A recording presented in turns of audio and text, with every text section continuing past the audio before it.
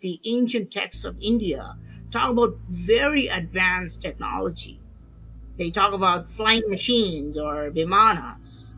They talk about test tube babies. They talk about genetic engineering. They talk about interstellar travel. We do have some strong evidence that Nagas were these reptilian beings, very powerful, and they're able to do things like shape shifting, for example. They're able to transform and create illusions. They're capable of flight, and they usually live underground. Praveen Mohan is known worldwide for his research into the symbology of ancient temples around the world. His archaeological and spiritual quest has taken him to Peru, Indonesia, but focuses chiefly on the ancient treasures to be found in India. He has guested on History Channel's Ancient Aliens and has built his own platform to some 4 million subscribers across 4 languages. Praveen Mohan, welcome to The Fifth Kind. Thank you for having me. It's a pleasure to be here. It's a pleasure to have you with us today. I love your documentaries, and it's a real treat to be shown around places that most people will never get the opportunity of visiting. I was very fortunate to visit India some years ago and explore some of the temples, but you take us to some very interesting places. And on those journeys, you found suggestions of ancient technology, healing therapies, ancient knowledge of medicine, genetics, possible contact with other species, and hints of international and global culture from the deep past that seems to throw a question mark over what we think we know about history. We're going to touch on all of those things in our conversation today, but I thought it'd be interesting to start by asking you, what got you started? What was the thing that drew you into this fascinating field? Well, the thing is, I had a very unique childhood. When I was a child, I grew up around temples, not just one temple. I grew up in multiple temples. So it was really a unique experience because I was 10 years old and I would be inside the temple for more than 6 hours every day. And I used to look at all the idols and statues. And you know, the Hindu temples in India, they have hundreds of stone statues. So I would look at the statues, I would try to understand why they are carved in a certain way. And I distinctly remember one time there was a giant granite pillar lying on the floor, and it had an unfinished carving. It was a lingam and it was an unfinished carving. And I was only about 10 years old, so I thought I would go and finish the carving myself. So the next day I went back to the temple with an iron nail, thinking that I could just somehow finish the carving. And I realized I couldn't do it. The next day I went with a screwdriver, hoping that I could somehow use it as a chisel, and I realized that that didn't do it either. So after trying for about 2 weeks, I convinced myself it's not because I couldn't do it, it's because of the fact that the pillar was on the floor, right? So I thought maybe if I could put it up erect, I could finish the carving. So I couldn't move the pillar. After trying, I gave up. So I went back to school. I got a bunch of my friends who were all 10-year-olds. And then we tried to basically prop the pillar up erect. And we realized how heavy it was. And as a young boy, I realized that so what appears to be so simple is actually extremely complex. I'm not able to carve anything on this granite pillar because granite is a very hard material. It's one of the hardest rocks in the world. And we also realized that if 10 boys could not move this pillar must be weighing in tons. It's not in kilograms or pounds. This pillar is weighing in tons. And then we started wondering, how did ancient builders cut these rocks from the quarries? How did they move these pillars to the temple site? And how did they carve on these granite rocks, right? It's not really that simple. And what we read in history books is that, okay, so people were using really primitive tools. They didn't even have hardened steel at that time, like the steel I was using, like the screwdriver I was using. So, how did they carve these amazing things into these pillars? And how did they move these tons and tons of rocks? So, I got exposed to this kind of idea very, very early in my childhood. And obviously, that must have been sleeping inside for a very long time. And then maybe when I was like 25, it just, something woke up that beast, and I started to look at it again. Oh, wonderful. Back when you were 10 and beginning to ask questions about what you're seeing in the temples, it sounds like you were in a very devout family to be in the temple sort of 6 days a week. Did you take your questions to your parents? Did they offer you any answers? My parents simply dismissed these questions as just, these are curious questions. He will get over it, right? That's what Yes. people do to all the kids. Okay, he's just going through a phase. He will get over it, right? But yeah, I grew up in a family, in a Hindu family, which was really devout. So I had a chance to read all the ancient texts. So I read all the stories, and which is what really deepened my interest, right? Because the ancient texts of India talk about very advanced technology. They talk about flying machines or vimanas. They talk about test tube babies. They talk about genetic engineering. They talk about interstellar travel. They talk about time travel. So it's very interesting. I mean, I think I had a very interesting childhood. So, at the age of 25, did you already know that there were these anomalous pieces of advanced information about interstellar travel, time travel, or was 25 the beginning of your journey to discovering that there were all these treasures? When I was 25, I was in the United States. I was at 25, I think I was in Boston at that time. And I actually started to travel a lot. Initially, I traveled to, the fun places. I would probably go to like Cancun in Mexico and spend a weekend there partying. But later on, I started to go to the Mayan pyramids of Mexico, and I started to look at the structures. And then I went to Peru, and I went to places like Machu Picchu and Ollantaytambo. And then I started to connect that with my childhood ideas and realize that, okay, this is a global phenomenon, right? We don't have these giant megalithic structures only in India. We also have them in Mexico. We also have them in Peru.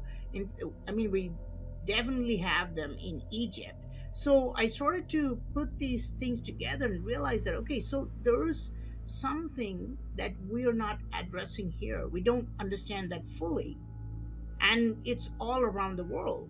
So when I was in the US until 2015, I focused more on South America and Central America. I looked at all those structures, and we have these giant mounds in the United States. So I did some documentaries about the Serpent Mound and the Alligator Mound and things like that.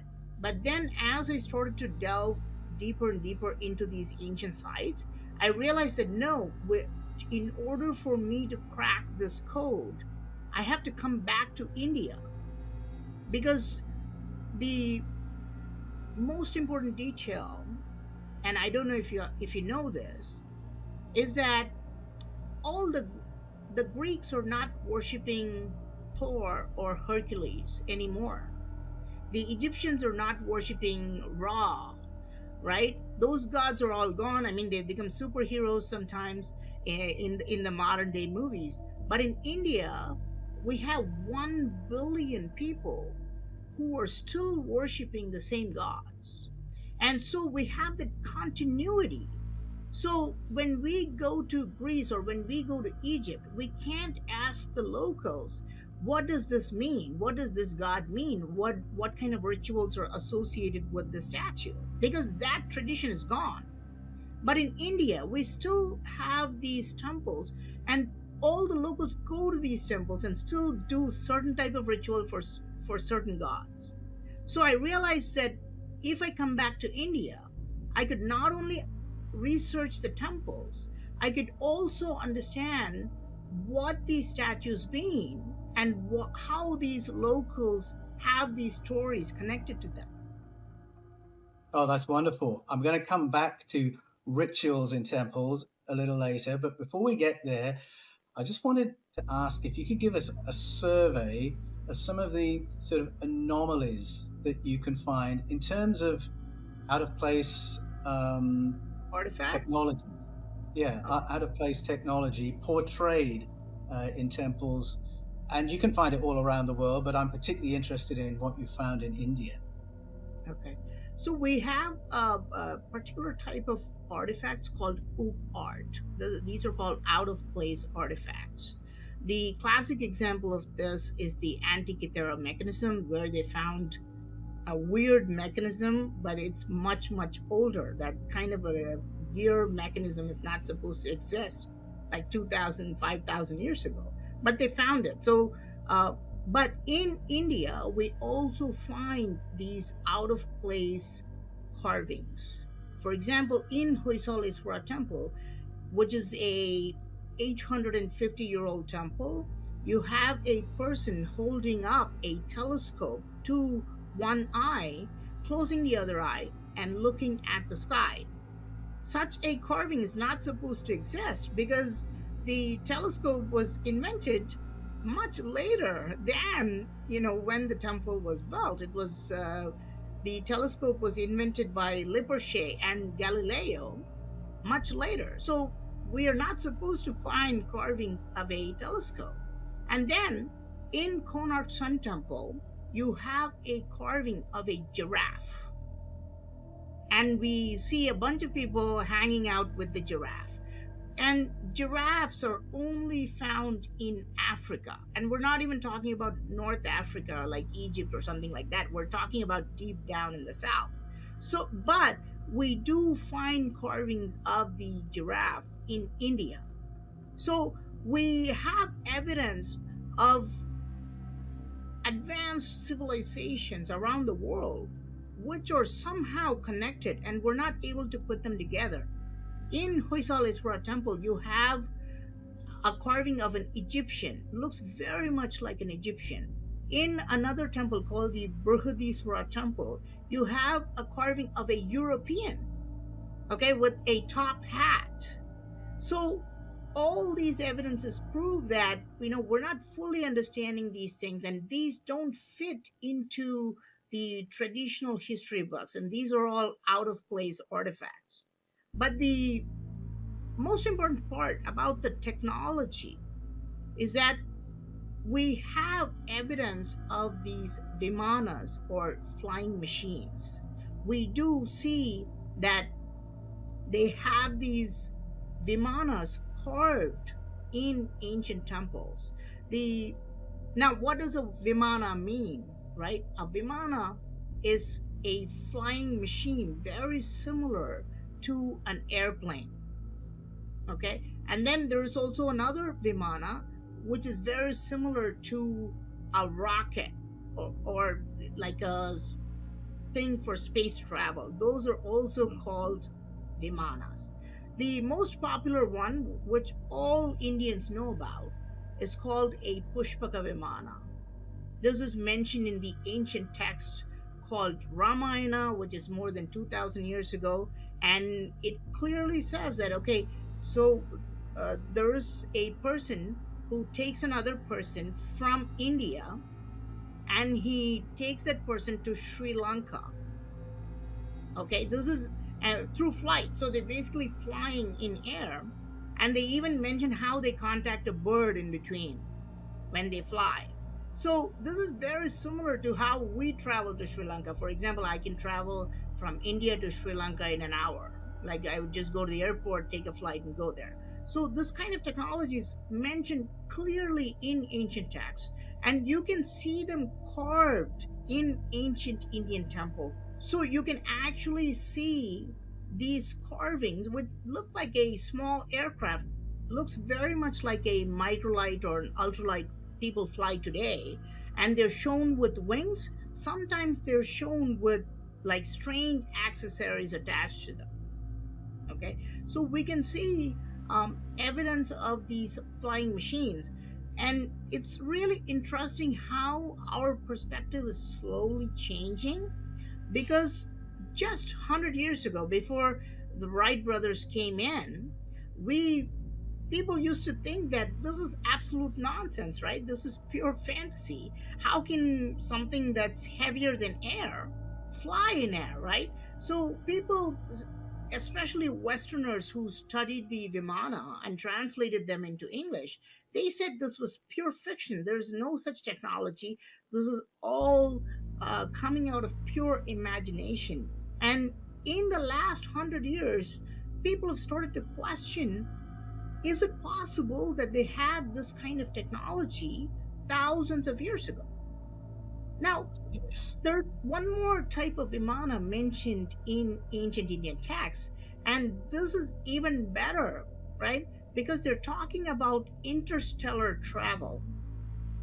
The texts often mention how the gods come from the sky using Vimanas. And just 2 decades ago, right? 20 years ago, before Elon Musk and Jeff Bezos started thinking about going to Mars and terraforming that place and start to colonize Mars for us to go and live there, people again thought this is just complete fiction. They just couldn't imagine that. But today, Elon Musk is planning to go to Mars. He's going to alter the surface of Mars. He's going to alter the atmosphere, right? For making it usable by humans, right? This is called terraforming, right? But the same technology is mentioned in ancient Indian texts. In Ramayana, there is a person called Trishanku. Okay, so for this person, the there were some people who went to another planet and created that planet suitable for him to go there and live. And again, the text mentions that they went in a golden vimana to that planet. So they were not only talking about the flying vimanas and interstellar travel, but they were also talking about these advanced concepts like terraforming. Yes. This is very interesting because there's quite a difference between how these accounts in the Vedas have been treated in India with how accounts of ancient technology have been treated in the Bible. And in my research, I've found lots of references to flying technology and interstellar technology in the Bible. But through the centuries before flight and our journeys into space, the translators tried to translate them as spiritual phenomena and didn't look on them as technology. Whereas with the Vedas, it's always been understood this was the flying technology of the gods, but it was disbelieved.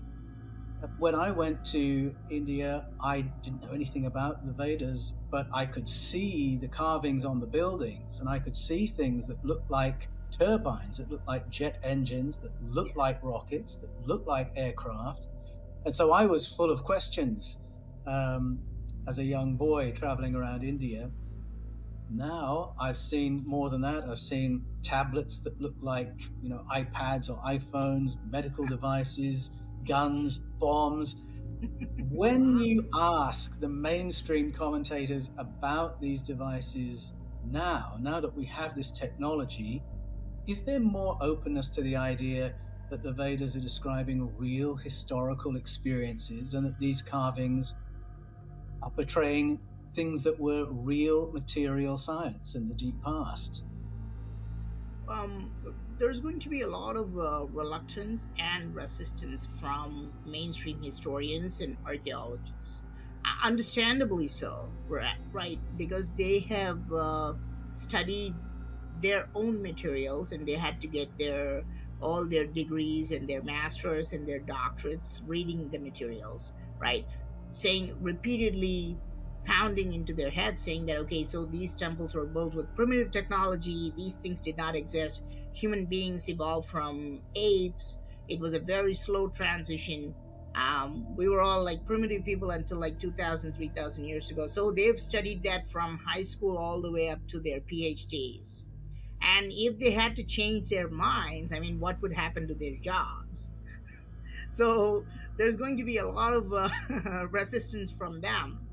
We do see them, which is why I always take extra pains to, um, show the evidence as it is. There's still a lot of resistance even when we show them, okay, so there is a carving that's holding something like a cell phone to its ear, right? So people, it's just there whether you like it or not. That carving is still there in a 1,000-year-old temple. So but people find it very hard to accept it because the evidence is right in your face. We don't know 100% if it's a cell phone, but that carving is there. Rather than accepting it that the statue exists, people will try to discredit you, right? And I'm sure you face your own group of people who try to discredit you, because when we put out evidence that goes against centuries of established institution type stuff, we're going to get a lot of people who are upset. This is just the name of the game. But it's our duty to show the evidence. When you show evidence like that, say the person using what looks like a cell phone, what's the usual response? Do the mainstream experts say it looks like that, but it's something else? Do they say it's just imaginary technology? Do they tell you you're not seeing what you're seeing? What's the general approach? Uh, we've seen a lot of different types of responses. In India, the responses tend to be more about your character rather than what the evidence is. It'll be simply like, oh, okay, Paul Wallace is not a good person, type of stuff, rather than Yes. saying, okay, what he's showing is not right. So this is still the mentality in India. I mean, one great thing is that there are some people who look at the evidence and see it as evidence. We Yes. do still have at least like one third of the population who look at that evidence. If a person is holding something like a telescope to his eye and closing the other eye and looking at the sky, what else could it be? Yes. Right? You So have we the have one advantage. third. Sorry, go on. So we have about one third of the people who actually say, okay, so this is real solid evidence. So it is possible that something like a telescope existed 900 Yeah. years ago. I mean, that's the logical conclusion. But there's still like more than 50% of the people who, because see, it challenges what they've read for the last 25 to 50 years. That evidence is in your face, challenging whatever the ideas you have accumulated, right? So Yeah. because and it's very hard to face that kind of evidence because we all have confirmation bias. We'll just immediately switch over.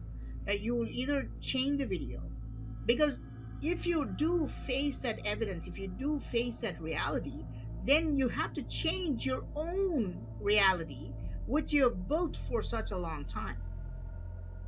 You're absolutely right, Praveen. And I think it really is the role of the writer or the documentary maker to push the conversation forward, because peer review will always keep people conservative. If people want to keep their tenure, they're not going to be the ones bringing the radical new ideas, but at least the academics can discuss what this crazy Praveen Mohan has said or this crazy Paul Wallace has said, and then you can move the conversation a little bit. But at least with the examples of the carved heritage that you look at, you've got a lot of support for what those things are in texts. So you have ancient texts that talk about flying craft. You have ancient texts that talk about gestation pods or terraforming, so that when you come to the carvings, it's not something you've just plucked out of the air to say, oh, this looks like that. You are saying this looks like what we have described in the texts. And in modern language, we would call it this. We would call it in vitro fertilization. We would call this a gestation pod. We would call this a flying craft, whatever it is. We would call this a surgical procedure. So there is that support there that should make it easier for some to come into the conversation and then ask the next question, was it real?